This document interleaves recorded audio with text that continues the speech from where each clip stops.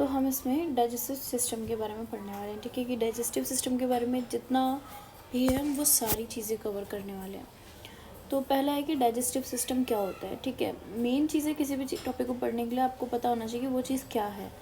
तो ये एक सिस्टम है जो कि मेंटेन करता है किसको, होम्योस्टेसिस को in body by ingestion of food और डाइजेशन टू एलिमिनेशन, ठीक है। हम जो भी खाना खाते हैं उसका क्या होता है, खाना इज इंजेशन, डाइजेशन और साथ में फिर उसका एलिमिनेशन। इंजेशन, डाइजेशन, एलिमिनेशन, ये तीन चीज़ डाइजेस्टिव सिस्टम परफॉर्म करता है। तो इसमें दो थिंग्स होते हैं, ठीक है। पहला है जीआईटी और दूसरा एसेसरी ऑर्गन। अब जीआईटी डाइजेस्टिव सिस्टम में भी बहुत सारे ऑर्गन्स होंगे जो मिलकर एक सिस्टम बना रहे हैं, ठीक है। बहुत सारे ऑर्गन्स मिलकर एक सिस्टम बनाते हैं। तो इसमें क्या है, जीआईटी है और एसेसरी ऑर्गन है। जीआईटी क्या है, मेन ऑर्गन है कि भाई इनसे खाना डाइजेस्ट हो रहा है, और एसेसरी ऑर्गन्स क्या है कि ये भी हैं, हेल्प कर रहे हैं डाइजेशन में, बट उतना नहीं कर रहे जितना इनका रोल है, ठीक है। तो GIT is gastrointestinal tract, यानी ये शुरू जहाँ से हुई है और ख़त्म कहाँ पे हुई है, ठीक है, शुरू से लेके एंड तक। गैस्ट्रो इंटेस्टाइनल ट्रैक्ट के बारे में पढ़ेंगे, जो कि स्टार्ट होती है माउथ से और एंड होती है एनएस पे। तो माउथ से लेके एनएस तक का रास्ता हम सारा डिस्कस करने वाले हैं इस चैप्टर में। ये एक ट्यूब लाइक स्ट्रक्चर होती है, ठीक है। ये हमारा माउथ है, यहाँ से फूड आता है, उसके बाद इंजेशन होता है, फिर ये फर्दर जाती है स्टमक में, और स्टमक से ड्यूडेनम, ड्यूडेनम से इंटेस्टाइन, स्मॉल इंटेस्टाइन से कनेक्ट होता है लार्ज इंटेस्टाइन, और लार्ज इंटेस्टाइन से फाइनली हमारा ये रेक्टम में एंड हो जाता है। कुछ इसी तरीके से इसकी स्टार्टिंग होती है और एंडिंग एनएस पे हो जाती है। एसेसरी ऑर्गन्स में आ जाएंगे, टीथ हो गया, टंग हो गया, saliva, liver, pancreas, gall bladder, यानी कि डाइजेशन में इनकी भी नीड है, ठीक है। ये एक एसेसरी की तरह काम करेंगे, लेकिन काम करेंगे। टीथ से क्या होगा, फूड क्या होगा, चुई होगा, ठीक है। हम चबाएंगे खाना, चुइंग करेंगे, तभी तो जाके फूड हम उसको लील पाएंगे, ठीक है। फर्दर डाइजेशन के लिए प्रोसेस स्टार्ट होगा। ऐसा तो है नहीं कि आपने एक ब्रेड पूरा लिया और उसी को लील गया, ऐसा नहीं हो सकता। तो टीथ क्या करेगा, चबाने में हेल्प करेगा। टंग क्या है, मिक्सिंग ऑफ फूड, ठीक है, जो भी हम चबा रहे हैं उसको मिक्स करेंगे। सलाइवरी ग्लैंड, वही सलाइवरी ग्लैंड क्या करेंगे, सलाइवा को रिलीज़ करेंगे, जिससे क्या होगा, जो फूड है वो मॉइस्ट रहेगा और मूवमेंट ईजी हो जाएगी। फिर लीवर भी कुछ एंजाइम रिलीज़ करेगा, पैनक्रियाज भी, गॉल ब्लैडर भी, और फर्दर डाइजेशन और एलिमिनेशन प्रोसेस होगा, ठीक है। ओरिजिन की बात करें तो जीआईटी में, ठीक है, जीआईटी में बहुत सारे ऑर्गन हैं। अब वो कहाँ से डेवलप हुए हैं, क्या उनका ओरिजिन है, इसके बारे में पढ़ेंगे। तो ओरिजिन में पहला आता है एक्टोडम। एक्टोडम में क्या है, एक्टोडम से जो बना होता है वो है हमारा नर्वस सिस्टम और एक्सटर्नल वजाइना, ठीक है। ये जीआईटी का पार्ट नहीं है, बट एक्स्ट्रा बता दिया है। मेसोडम में क्या आएगा, हमारा कनेक्टिव टिश्यू हो गया, renal tubules, urinary bladder, heart and bones and muscles, ये सारे किससे बने होते हैं, मेसोडम से बने होते हैं। फिर उसके बाद आता है हमारा जीआईटी, जो कि किससे बना है, इंडोडम से। तो अगर आपको कोई लेयर ओरिजिन याद रखना है तो वो है इंडोडम, ठीक है। इंडोडम लेयर से बना होता है। क्या क्या है, जीआई हमारा डाइजेस्टिव सिस्टम हो गया, लीवर हो गया, लंग्स हो गया, स्प्लीन एंड पैनक्रियास, तो ये सारे ही किससे बने होते हैं, इंडोडम लेयर से, ठीक है। फिर जीआई सिस्टम ओरिजिनेटेड फ्रॉम इंडोडम, अभी बताया, यहाँ पे हमने देखा भी, ठीक है, कौन कौन से इंडोडम से हो रहा है। तो इसको आप याद कर सकते हो, क्योंकि यहाँ पे मैंने ऑलमोस्ट बहुत सारे ऑर्गन्स का ओरिजिन बताया है। तो जीआई सिस्टम में क्या है, इंडोडम से है, ठीक है। एक्सेप्शनल की बात करते हैं, अब पूरा जीआई सिस्टम किससे बना है, इंडोडम से बना है, लेकिन पेरिटोनियम एक ऐसा है जो कि किससे बना है, मेसोडम से बना है, ठीक है। तो यहाँ पे हम एक और लिख सकते हैं, डेट इज़ पेरिटोनियम। पेरिटोनियम भी किससे बना है, मेसोडम से बना है। उसके बाद सबसे लार्जेस्ट सेरस मेम्ब्रेन होती है पेरिटोनियम हमारी, ठीक है। एनल कैनाल की बात करें तो जो अपर 2/3 पार्ट होता है वो इंडोडम से बना होता है, और लोअर 1/3 पार्ट किससे बना होता है, एक्टोडम से। तो इंडोडम और इंडोडम, एक्टोडम दोनों से मिलके बना है हमारा एनल कैनाल, ठीक है। तो जो ऊपर का पार्ट है, ऊपर का 2/3 पार्ट है, ये किससे बना है, इंडो से, और ये बना है एक्टो से, छोटा वाला पार्ट एक्टो से, ठीक है। उसके बाद एक क्वेश्चन है, strongest part of the body क्या है? एनिमल है, जो कि किससे बना होता है? एक्टोडर्म से। स्ट्रॉन्गेस्ट मसल ऑफ बॉडी है मैसेटर, जो कि मसल ऑफ मैस्टिकेशन है, जो भी हम चबाते हैं खाना, ठीक है, उसके लिए मसल्स भी मूव कर रही हैं, तो वो मसल कौन सी? मैसेटर मसल है, जो कि हाँ सबसे स्ट्रॉन्गेस्ट मसल है बॉडी की, ठीक है, और इसे हम मसल ऑफ मैस्टिकेशन भी बोलते हैं। उसके बाद लॉन्गेस्ट मसल पूछा जाए, अभी तो था स्ट्रॉन्गेस्ट, सबसे ताकतवर, लेकिन अब सबसे लंबी मसल कौन सी है बॉडी की? डेट इज़ फर्स्ट सार्टोरियस, ठीक है। फर्स्ट सार्टोरियस मसल क्या है? सबसे लॉन्गेस्ट मसल है हमारी पूरी बॉडी में। फिर सेकंड हार्ट ऑफ मसल किसे बोला जाता है? काफ मसल्स को, ठीक है, second heart of muscle. Next बात करें तो eight 4th week of gestation, जो 4th वीक ऑफ गेस्टेशन है, अब यहाँ से क्या है? ये हमारा प्रिमिटिव गट, ठीक है, बन जाता है प्रेगनेंसी के टाइम पे। यहाँ पे हमें देखने को मिलेगा फोर गट, मिड गट और हिंड गट। प्रिमिटिव गट किससे मिलके बना है? फोर गट, मिड गट और हिंड गट से। सॉरी। सो फोर गट क्या है? माउथ टू डियोडेनम, यानी माउथ से खाना आया और कहाँ तक जा रहा है? डियोडेनम तक। तो ये जो डियोडेनम तक, माउथ से डियोडेनम तक हम क्या बोलते हैं? फोर गट बोलते हैं। मिड गट किसे बोलते हैं? ये जो डियोडेनम का 1/3 पार्ट है, यहाँ से लेके ट्रांसवर्स कोलोन तक, ठीक है, ट्रांसवर्स कोलोन तक क्या हैगा हमारा? Mid gut. उसके बाद ट्रांसवर्स कोलोन से लेके एनल कैनाल तक ये हमारा है हिंड गट। तो primitive gut divided into 3, fore gut, mid and hind. Fore is mouth to duodenum, mid gut is 1/3 of duodenum to transverse colon, that is 2/3, and hind gut is 1/3 transverse colon to anal canal, वो भी कितना? 2/3। अभी हमने देखा था ना अपर 2/3 किससे बना था? इंडोडर्म से, ठीक है, ये क्या बना था? एक्टोडर्म से, एनल कैनाल। तो 2/3 तक ही रहता है हमारा हिंड गट। उसके बाद जो 1/3 पार्ट है ना एनल कैनाल का, वो एक्टोडर्म से ओरिजिनेटेड है, जो कि बता दिया। और हमारा जीआईटी किससे बना है? पूरा इंडोडर्म से, ठीक है, एक्सेप्शंस हैं। उसके बाद जीआ ट्रैक की बात करें तो स्टार्टिंग होती माउथ से, फिर फेरिंग्स तक। फेरिंग्स की जो लेंथ है वो है 13 सेंटीमीटर। देन आता है हमारा ईसोफेगस। ईसोफेगस की जो लेंथ है वो 25 सेंटीमीटर है। फिर ईसोफेगस से फूड कहाँ जाएगा? स्टमक में, स्टमक से ड्यूडेनम में, ड्यूडेनम से जेजुनम में, जेजुनम से इलियम में, इलियम से सीकम में, और सीकम में यहाँ पे 2 डिवीज़न देखने को मिलेंगी। पहली है अपेंडिक्स और दूसरा असेंडिंग कॉलोन की तरफ एक रास्ता जाते हुए दिखेगा। तो फूड अपेंडिक्स में नहीं जाएगा, कहाँ जाएगा फूड? यहाँ जाएगा असेंडिंग कॉलोन में। उसके बाद असेंडिंग कॉलन से ट्रांसवर्स कॉलन, फिर descending colon, then sigmoid colon, then rectum, then anal canal. Final हमारा डेस्टिनेशन माउथ से एनल कैनल का ये इतना सफ़र था फूड का, ठीक है। तो फूड कहाँ पे आया? पहले माउथ में आया, फिर फेरिंग्स से होते हुए ईसोफेगस में चला गया, ठीक है। अब ईसोफेगस की लेंथ कितनी? 25 सेंटीमीटर है, स्टमक भी 25 सेंटीमीटर और ड्यूडेनम भी 25 सेंटीमीटर है। तो इन तीनों को याद रखो, ठीक है। ESD कितना है? 25 सेंटीमीटर, ठीक है। उसके बाद जेजुनम जो है 150 to 250 सेंटीमीटर है। तो मोस्टली पेपर में ना इन तीनों के बारे में पूछ लेते हैं, तो याद रखो सेम ही वैल्यू है। इलियम की कितनी होती है? 300 to 400। सिकम की होती है 6 to 7 centimetre. Then ascending colon is 10 to 15 centimetre. Transverse colon is 45 centimetre. Descending colon is 25 centimetre. Sigmoid colon is 25 centimetre. तो हमें यहाँ पे 5 दिख गए जो कि क्या है? 25 सेंटीमीटर है, दैट इज ESD। फिर साथ में क्या है? डिसेंडिंग और सिग्मॉइड कॉलोन, ये सारे क्या है? 25 सेंटीमीटर इन लेंथ होते हैं। रेक्टम क्या है? 10 to 12 सेंटीमीटर और एनल कैनल है 4 सेंटीमीटर।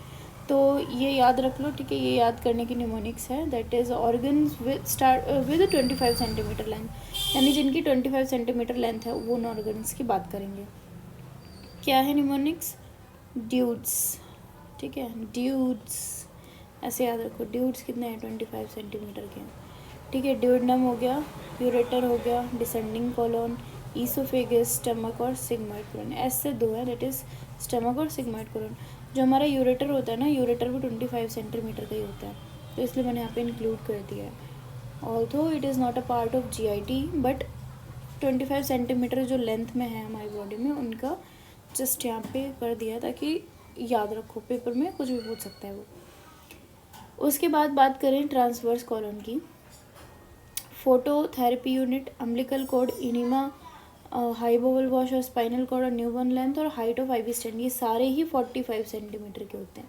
ठीक है, 45 सेंटीमीटर लेंथ और हाइट शुड भी 45 सेंटीमीटर। यहाँ पे दो केसेस हैं, या तो 45 सेंटीमीटर का वो चीज़ है या तो 45 सेंटीमीटर तक लेंथ ही आपको रखनी है। जैसे ट्रांसवर्स कॉलन कितना है, 45 सेंटीमीटर इन लेंथ है। ठीक है, फोटोथेरेपी यूनिट में जो हम देते हैं वो भी कितना होता है, 45 सेंटीमीटर के डिस्टेंस पे रखना होता है।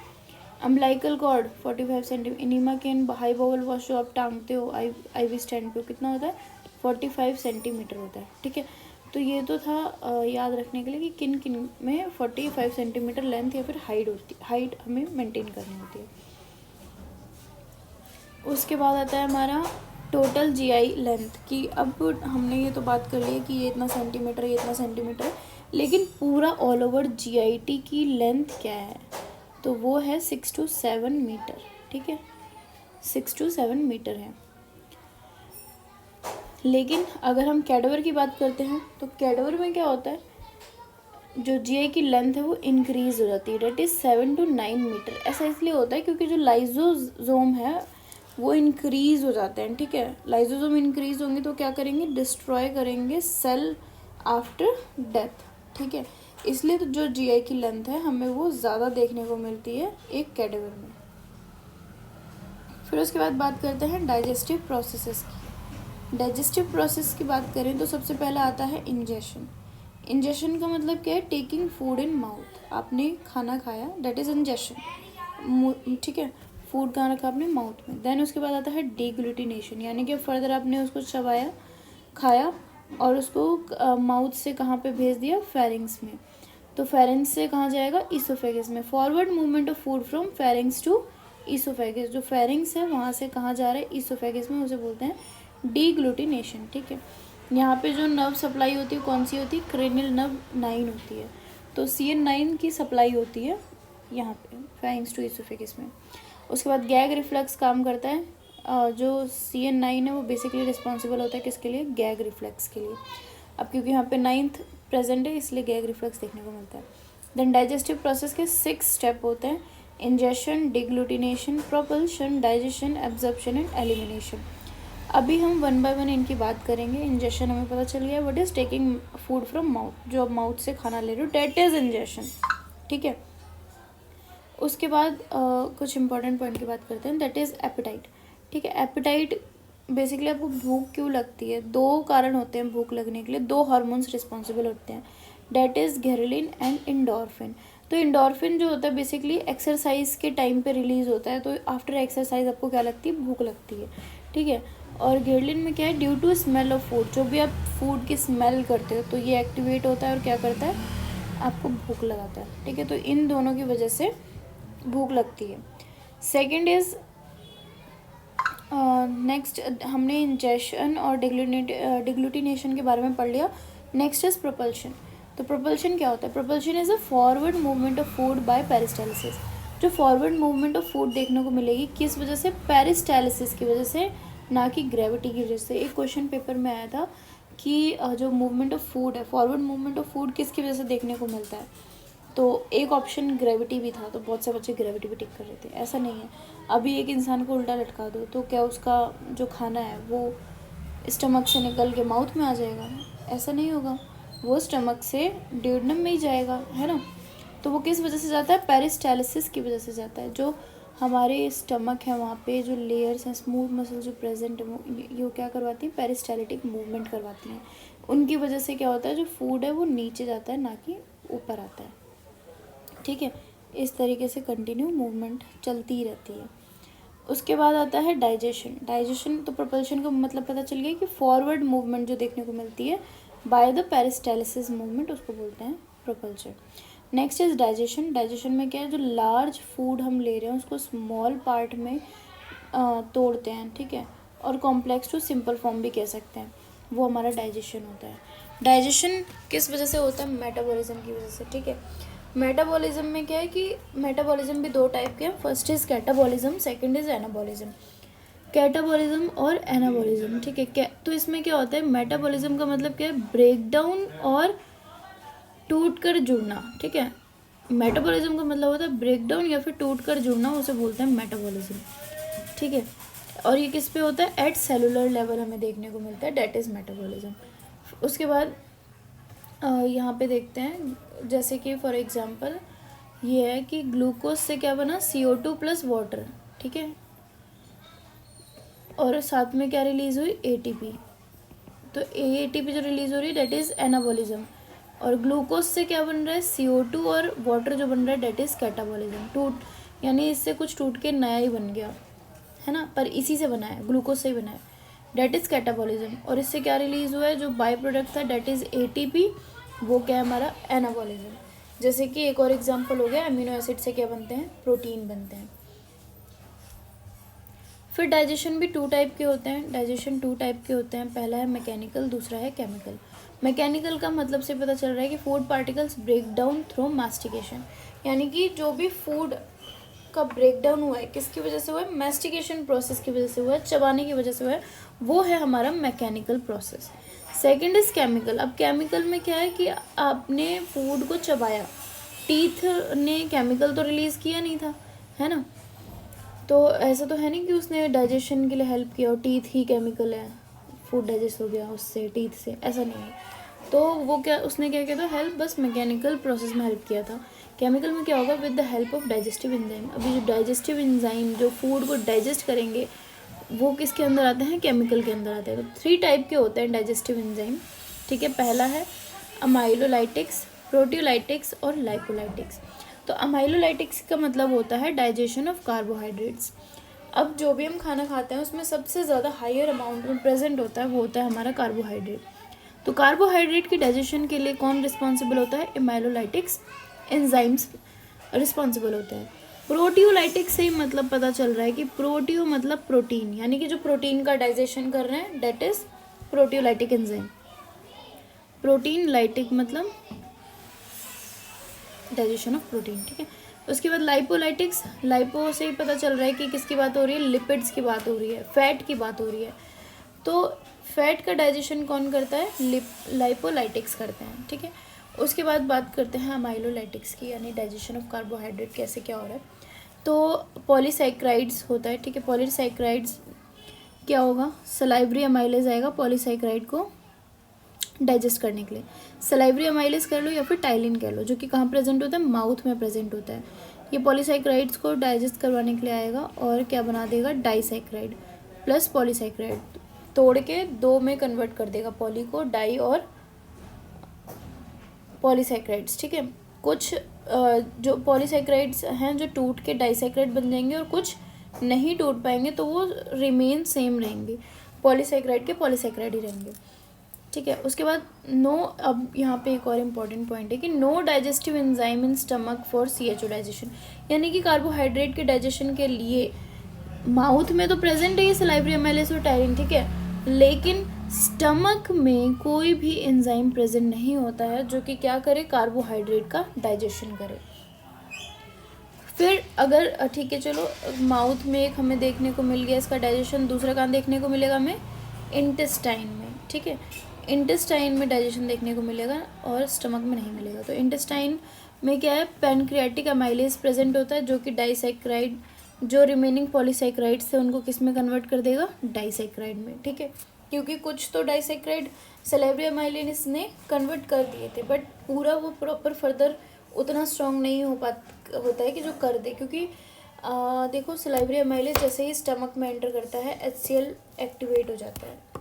सलाइवरी अमाइलेज इज फूड, ठीक है, जैसे फूड एंटर करता है HCl एक्टिवेट हो जाता है, और HCl जब रिलीज होने लगता है तो जो सलाइवरी अमाइलेज है वो कैसा है, बेसिक इन नेचर है, और HCl कैसा है, एसिडिक इन नेचर है।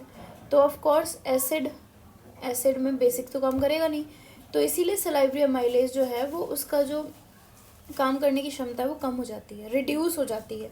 इस वजह से जो डाइसैकेराइड्स में कन्वर्ट नहीं हो पाए थे वो एज इट इज़ पॉलीसैकेराइड बन के ही रह जाते हैं। और जैसे कि अभी हमने पढ़ा है कि स्टमक में कोई भी डाइजेस्टिव एंजाइम नहीं होता है तो स्टमक में भी फर्दर इनका डाइजेशन नहीं होता है। फिर फर्दर जब फूड नीचे की तरफ मूव करेगा यानी इंटेस्टाइन में जाएगा तो वहाँ पे हमें पैनक्रियाटिक अमाइलेज देखने को मिलेगा, जो कि क्या करेगा, पॉलीसेक्राइड्स को डाइसेक्राइड में कन्वर्ट कर देगा और डाइसेक्राइड्स को तोड़ेगा हम 3 चीज़ों में, डेट इज़ माल्टोज, सुक्रोज और लैक्टोज। अब यहाँ पे माल्टोज, सुक्रोज और लैक्टोज में टूटा हमारा डाइसेक्राइड। माल्टोज से क्या बनेगा, ग्लूकोज प्लस ग्लूकोज, ठीक है, जो कि कौन सा एंजाइम कन्वर्ट करवा रहा है, माल्टेज एंजाइम। जो माल्टेज एंजाइम है वो माल्टोज को ग्लूकोज प्लस ग्लूकोज में चेंज करेगा। उसके बाद सुक्रोज के लिए सुक्रेज एंजाइम है, सुक्रेज एंजाइम क्या करेगा, फ्रक्टोज प्लस ग्लूकोज को ग्लूकोज में कन्वर्ट करेगा। देन लैक्टोज को कौन करेगा, लैक्टेज एंजाइम, किस में कन्वर्ट करेंगे, गैलेक्टोज और ग्लूकोज में, ठीक है। तो जो 3 कंपोनेंट थे माल्टोज, सुक्रोज और लैक्टोज, इनके एंजाइम भी बस इन्हीं के नाम से हैं। ओ की जगह आपको क्या रिप्लेस कर देना है, ए, बस वो एंजाइम बन गया, माल्टेज, सुक्रेज और लैक्टेज, ठीक है। फिर फर्दर हमारे पास अभी प्रोडक्ट ग्लूकोज मिल चुका है। ग्लूकोज तो किस में जाएगा, बॉडी की एनर्जी और बाकी जो भी काम है उसमें लग जाएगा ग्लूकोज, ठीक है। अब ये सारे क्या हैं, ये एक मोनोसेक्राइड है, ठीक है। ये क्या है, मोनोसेक्राइड, क्योंकि डाइसेक्राइड तो टूट के बन चुका है, क्या, मोनोसेक्राइड। तो मोनोसेक्राइड क्या है, डायरेक्टली एब्जॉर्ब होंगे ब्लड में, फर्दर अब इनका यहाँ पे डाइजेशन नहीं होगा, ठीक है। 1 ग्राम ग्लूकोज की एनर्जी कितनी मिलती है, 4 किलो कैलोरी एनर्जी मिलती है, जो हमारी बॉडी बनाती है और एब्जॉर्ब करती है, ठीक है। जो भी मैकेनिज्म है हमारी बॉडी में चल रहा है वो किसके बदौलत चल रहा है, ग्लूकोज की वजह से। ग्लूकोज ही क्या करता है, एनर्जी प्रोवाइड करवाता है। उसके बाद आता है हमारा proteolytic, that is digestion of protein. अब तो हमने देख लिया कार्बोहाइड्रेट कहाँ डाइजेस्ट हो रहा था और कैसे हो रहा था, लेकिन अभी हमें ये नहीं पता कि प्रोटीन कहाँ डाइजेस्ट हो रहा है, प्रोटीन कर कौन रहा है डाइजेस्ट, ठीक है। तो डाइजेशन ऑफ प्रोटीन, इसमें इसको हम क्या बोलेंगे, प्रोटीन को क्या बोलेंगे, पॉलीपेप्टाइड बोलेंगे, ठीक है। पॉलीपेप्टाइड बेसिकली माउथ में प्रोटीन का डाइजेशन नहीं होता है, कहाँ पे होगा इसका डाइजेशन, स्टमक में होगा, ठीक है। स्टमक में कौन कर रहा है, पेप्सिन कर रहा है। अभी मैंने बताया था कि जब खाना माउथ से कहाँ जाता है, एंटर करता है, स्टमक में एंटर करता है, तो यहाँ पे HCl रिलीज होता है। ये जो HCl है ये क्या करेगा, यहाँ पे एक पेप्सिनोजन नाम का प्राणी प्रेजेंट है, पेप्सिनोजन एंजाइम प्रेजेंट है, जो कि एक्टिवेट ही होता है HCl के प्रेजेंट में, पेप्स और किस में बन जाएगा, पेप्सिन में बनेगा। तो ये पेप्सिनोजन ना अभी किसी काम का नहीं है, इनएक्टिव है, स्टमक में प्रेजेंट है पर इनएक्टिव फॉर्म में, ठीक है। ये एक्टिव कब होगा, जब इसे HCl मिलेगा, और HCl जब मिलेगा तो ये किस में कन्वर्ट हो जाएगा, पेप्सिन में। और पेप्सिन क्या करता है, पॉलीपेप्टाइड्स को लार्ज पेप्टाइड में बदल देता है, ठीक है, फर्दर प्रोटीन का ब्रेक डाउन करता है।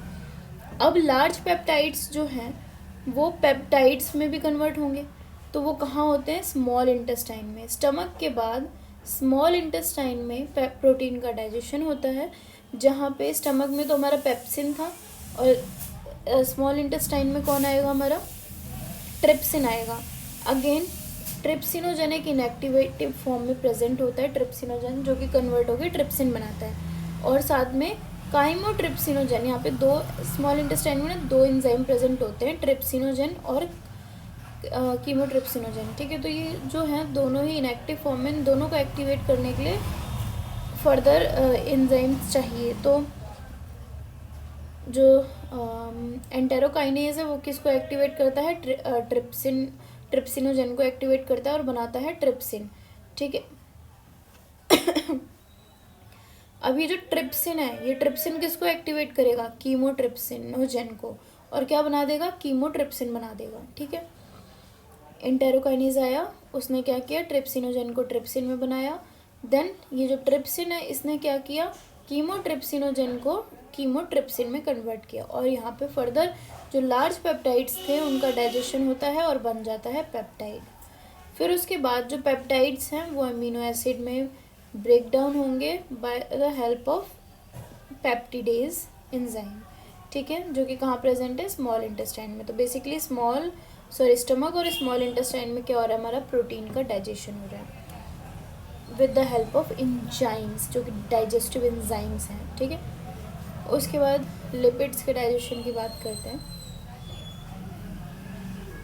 तो डाइजेशन ऑफ फैट और लिपिड, इसमें क्या होता है, मैक्सिमम डाइजेशन अकर होता है जो फैट का डाइजेशन होता है, जो मैक्सिमम डाइजेशन होता है वो कहाँ होता है, स्मॉल इंटेस्टाइन में होता है, ठीक है, स्टार्ट ही यहीं से कह लो होता है। तो मैक्सिमम डाइजेशन जो मिनिमम डाइजेशन होता है वो कहाँ होता है, मिनिमम माउथ और स्टमक में।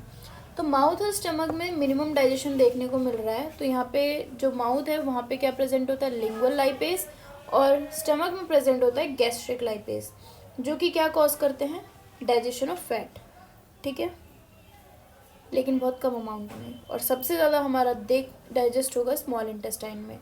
वाटर सॉल्युबल लाइपेज जो होता है वो क्या करेगा, इमल्सिफिकेशन प्रोसेस से जो वाटर इनसॉल्युबल लाइपेज था उसको वाटर सॉल्युबल लाइपेज में चेंज करेगा, ठीक है। ये कहाँ प्रोसेस हो रहा है, स्मॉल इंटेस्टाइन की अभी बात कर रही हूँ मैं। ये सारा प्रोसेस अभी आपको स्मॉल इंटेस्टाइन में देखने को मिलेगा। वाटर क्योंकि फैट तो भाई कभी आपने देखा ऑयल को पानी में मिक्स होते हो, नहीं, क्योंकि ऑयल क्या है और वाटर दोनों की डेंसिटी अलग है, ठीक है। तो जो वाटर इनसॉल्युबल लाइपेज है, फैट है, वो इमल्सिफिकेशन प्रोसेस के थ्रू जाएगा और वाटर सॉल्युबल लिपिड में कन्वर्ट हो जाएगा with the help of bile salt, जो कि क्या रिलीज, बाइल सॉल्ट से क्या मिल रहा है उसको, कॉलिक एसिड और कीमोडिऑक्सीकॉलिक एसिड। ये दो बेसिकली कंपोनेंट्स प्रेजेंट होते हैं बाइल सॉल्ट में, जो कि इमल्सिफिकेशन प्रोसेस करते हैं, एक लेयर डेवलप कर देते हैं फैट में, जो कि क्या बना देता है, इसको फैट सॉल्युबल बना देता है। और बाइल सॉल्ट रिलीज कौन करता है, लीवर करता है। लीवर ने बाइल सॉल्ट रिलीज किया। बाइल सॉल्ट के पास थे दो component, that is cholic acid और कीमोडिऑक्सीकॉलिक एसिड। इन दोनों ने मिलके क्या किया, इमल्सिफिकेशन किया। इमल्सिफिकेशन से क्या हुआ, जो हमारा वाटर इनसॉल्युबल लाइपेज था वो बन जाता है वाटर सॉल्युबल लाइपेज, ठीक है। उसके बाद पेनक्रियाटिक लाइपेज, जो कि ऑलरेडी स्मॉल इंटेस्टाइन में प्रेजेंट है, वो क्या करेगा, फैटी एसिड और ट्राइग्लिसराइड में कन्वर्ट कर देगा, ठीक है। फैट जो हमारा लिपिड आया था वो बन चुका है फैटी एसिड और ट्राइग्लिसराइड। ये तो था फैट का डाइजेशन। तो अभी हमने इसमें देख लिया कि कौन से डाइजेस्टिव एंजाइम्स हेल्प कर रहे थे डाइजेशन में। डाइजेशन ही सबसे लंबा प्रोसेस था इसमें। नेक्स्ट बात करेंगे अब हम एब्जॉर्प्शन और एलिमिनेशन की। तो नेक्स्ट है हमारा एब्जॉर्प्शन। एब्जॉर्प्शन कहाँ स्टार्ट होता है, स्टमक में स्टार्ट होता है, ठीक है। जो अल्कोहल और एसिडिक ड्रग एब्जॉर्प्शन आपको कहाँ देखने को मिलेगा, स्टमक में ही देखने को मिलेगा, ठीक है। अल्कोहल जो भी है कहाँ बेसिकली एब्जॉर्ब होता है, स्टमक में। जितने भी एसिडिक ड्रग हैं, क्योंकि स्टमक के पास क्या प्रेजेंट है, HCl, तो कॉमन सेंस की बात है कि एसिडिक ड्रग ही यहाँ पे एब्जॉर्ब होंगी। उनको नीड है एसिड की ताकि वो एक्टिवेट हो सके। नेक्स्ट बात करते हैं डियोडनम की। तो स्टमक से तो एब्जॉर्प्शन स्टार्ट हो रहा है और हमने बता दिया कि स्टमक क्या एब्जॉर्ब कर रहा है। अब हम बात करेंगे इंटेस्टाइन में जो पहला पार्ट है उसका, डियोडनम। डियोडनम क्या एब्जॉर्ब करता है, आयरन को और सम कैल्शियम को भी, ठीक है। ऐसे D1 D2 D3 में डिवाइडेड होता है ये। तो आयरन का एब्जॉर्प्शन और कैल्शियम हमें यहाँ पे देखने को मिलेगा। जो बेस्ट टाइम है आयरन इनटेक का वो है गिव बिटवीन द मील, यानी खाने के टाइम पे आप आयरन की गोली लो, सबसे बेस्ट एब्जॉर्प्शन करेगी। Empty stomach can cause GI irritation, nausea, vomiting. हम एम्प्टी स्टमक आयरन को इसलिए और नहीं लेते हैं क्योंकि क्या करता है ये, GI इरिटेशन कॉज करेगा, ठीक है। नॉजिया, वॉमिटिंग देखने को मिल सकता है। उसके बाद जेजुनम। जेजुनम में ऐसे निमोनिक्स याद करो, एसिड का फुल जग। एसिड का फुल जग यानी amino acid, calcium, folic acid and ये जग फॉर जेजुनम, ठीक है। तो जेजुनम में क्या हो रहा है, एब्जॉर्प्शन हो रहा है। तो किसका एब्जॉर्प्शन हो रहा है, amino acid, calcium and folic acid. तो अगर हम आयरन और कैल्शियम के एब्जॉर्प्शन की भी बात करते हैं ना डियोडनम में, तो सबसे ज़्यादा D1 रीजन जो है ना वहाँ पे होता है एब्जॉर्प्शन। उसके बाद जो फॉलिक एसिड है that is absorption of all water soluble vitamin except vitamin B12। तो जेजुनम ना सारे ही जितने भी विटामिन है ना, वाटर सॉल्युबल विटामिन, उन सभी का एब्जॉर्प्शन करता है एक्सेप्ट विटामिन B12, ठीक है। और यहाँ जेजुनम में ही आपको मैक्सिमम वाटर का एब्जॉर्प्शन भी देखने को मिलेगा, सबसे ज़्यादा पानी यहीं एब्जॉर्ब होता है। नेक्स्ट बात करते हैं इलियम की। इलियम में क्या है, fatty acid, sugar, fat soluble vitamin except vitamin K। तो अब यहाँ पे फैट सॉल्युबल विटामिन जो होते हैं वो सारे ही एब्जॉर्ब होते हैं कहाँ पे, इलियम में, एक्सेप्ट विटामिन के। विटामिन के अलावा जितने भी फैट सॉल्युबल विटामिन है वो सारे इलियम में एब्जॉर्ब होंगे। और उसके बाद अब हमने देखा कि जेजुनम में क्या हो रहा है, विटामिन B12 का एब्जॉर्प्शन नहीं हो रहा, तो इसका एब्जॉर्प्शन हो कहाँ रहा है, इसका एब्जॉर्प्शन हो रहा है इलियम में। तो विटामिन B12 है टर्मिनल इलियम में, आपको इसका एब्जॉर्प्शन देखने को मिलेगा। देन उसके बाद बात करते हैं लार्ज इंटेस्टाइन। लार्ज इंटेस्टाइन में क्या है, responsible for water and electrolyte balance. तो बेसिकली लार्ज इंटेस्टाइन में एज सच कुछ एब्जॉर्प्शन नहीं होता है, सिर्फ वाटर और इलेक्ट्रोलाइट बैलेंस ऑब्जॉर्प्शन होता है। और साथ में जो यहाँ पे विटामिन के एब्जॉर्ब नहीं हो रहा था वो कहाँ एब्जॉर्ब होता है, लार्ज इंटेस्टाइन में। ऐसे करके याद रख लो, ठीक है। Vitamin B12 ileum, then vitamin K large intestine. तो जितना भी विटामिन के का एब्जॉर्प्शन है वो लार्ज इंटेस्टाइन में देखने को मिलेगा। नेक्स्ट है वॉल ऑफ GIT। तो अभी हमारा ये तो कंप्लीट हो गया। एंड देन इसके बाद जो एब्जॉर्प्शन के बाद आएगा डेट इज़ एलिमिनेशन, ठीक है। एलिमिनेशन में यही है कि जो भी एक्स्ट्रा वेस्ट है वो सारा बॉडी से आउट हो जाएगा, थ्रू एनल से आउट हो जाएगा। और ज़रूरत का तो क्योंकि क्या कर लिया, बॉडी ने एब्जॉर्ब कर लिया। लास्ट जो एब्जॉर्प्शन थी वो हमारी लार्ज इंटेस्टाइन के पास थी, जो कि वाटर इलेक्ट्रोलाइट को उसने एब्जॉर्ब किया, विटामिन के को एब्जॉर्ब किया, और जितना भी वेस्ट था उसने कहाँ पास कर दिया, फर्दर रेक्टम में। और ये यहाँ से क्या हो जाएगा, एलिमिनेट हो जाएगा in the form of stool, ठीक है। तो ये था हमारा सारा प्रोसेस जो हमने देख लिया। अब नेक्स्ट है जो हमारा टॉपिक है वॉल ऑफ GIT, जो कि हम नेक्स्ट वीडियो में डिस्कस करेंगे। तो अभी के लिए इतना ही, और प्लीज़ कमेंट डाउन कि आपको ये सेशन कैसा लगा और आपको किस चीज़ पे ज़्यादा वीडियोस चाहिए। मिलते हैं नेक्स्ट वीडियो में, तब तक के लिए बाय बाय।